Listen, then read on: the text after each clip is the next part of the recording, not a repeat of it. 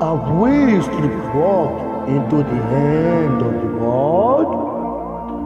The Armageddon theory is already proving this.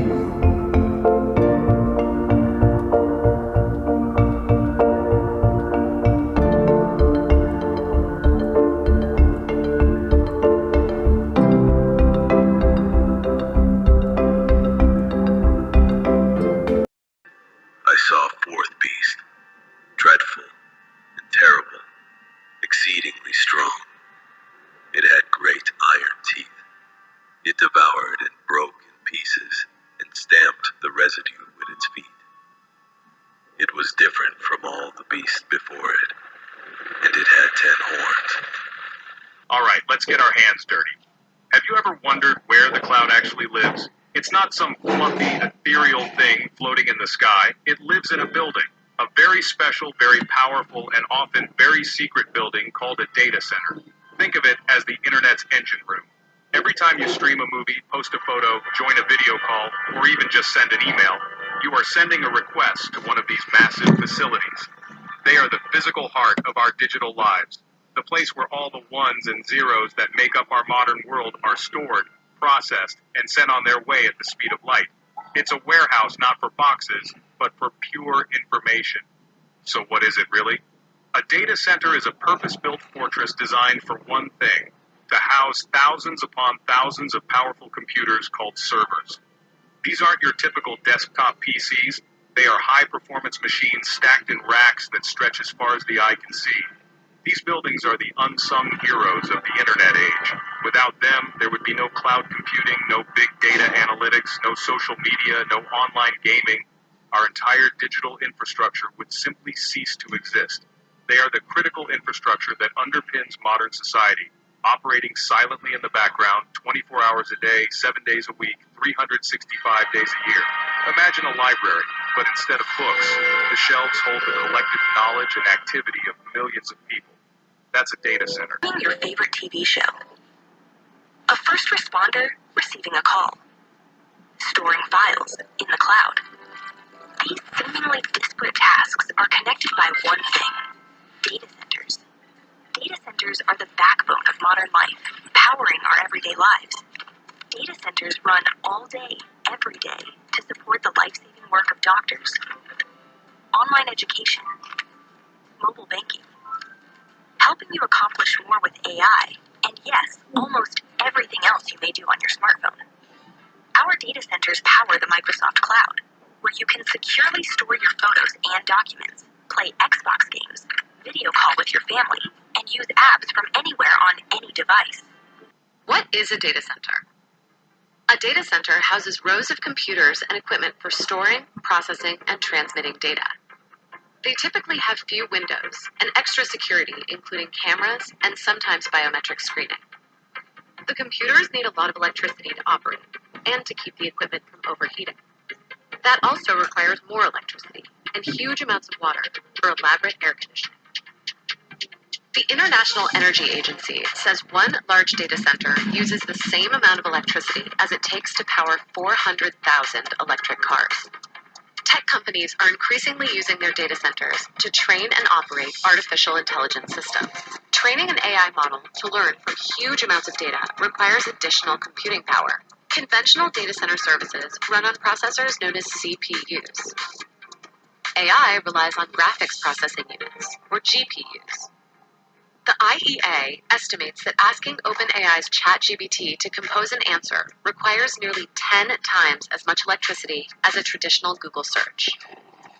Amazon, Microsoft, and Google have all announced plans to tap into nuclear energy to help power their U.S. data centers. They've also helped finance new wind and solar farms and other alternative energy sources. In the near term, however, most data centers are still heavily reliant on the surrounding electricity grid, which is largely powered by burning fossil fuels, the primary cause of global warming. This is making it harder for some countries and tech companies to keep their promises to address climate change. But keeping the data available is only half the battle. You also have to keep it safe. Physically, these places are fortresses.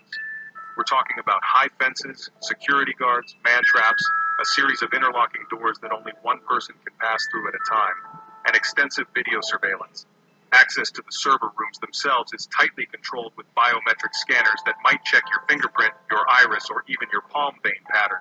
The goal is to ensure that only authorized personnel can get anywhere near the actual hardware that holds your data. On top of the physical security, there's a whole world of digital security. This involves firewalls, intrusion detection systems, and encryption to protect data from hackers and cyber threats. Data is often encrypted both while it's being transmitted over the network, in transit, and while it's sitting on a hard drive. The privilege of getting to know a data center, how it works, because Equinix opened the doors of SP3 for us, but this is just one of their data centers in Sao Paulo. Basically, each client rents a space here, like a room in a commercial building. Clients can rent these entire spaces, which are called cages, but there are also shared cages where clients can rent only the shelves in here, not this here. So there are several computers stacked.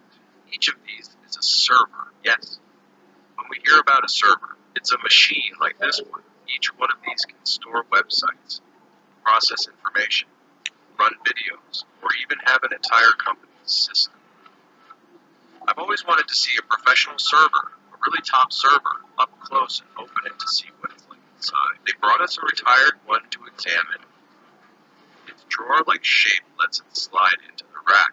It's also easy to maintain because you take out one computer at a time. Here in the front are the hard drives, which store the information that's being shared. So it's easy for you to swap out a hard drive, for example, and replace it. Let's take a look inside.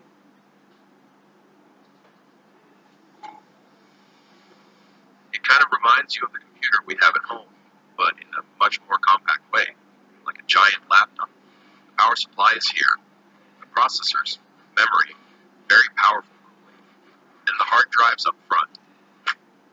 When your favorite streaming service goes down, it's annoying. But when a bank's online system or a hospital's patient records go offline, it's a catastrophe. That's why data centers are obsessed with one concept above all others: uptime. Uptime is simply the measure of how long a system is running and available. The goal is to get as close to 100% as humanly possible. We're talking 99.999% uptime, which translates to just a few minutes of downtime per year. How do they achieve this? The key is a beautiful engineering principle: redundancy. Redundancy means having a backup for everything, and then having a backup for your backup. It means having redundant power supplies, redundant network connections, redundant cooling units, and even redundant data centers in different geographic locations. This philosophy is formalized in what are called tier standards, which rank data centers from Tier 1 to Tier 4. A Tier 4 center is designed to withstand almost any equipment failure without affecting operations, but keeping the data available is only half the battle. You also aspect of our lives that touches the digital realm, from the way we work and learn to the way we shop and socialize, is made possible by these incredible buildings humming away silently in the background.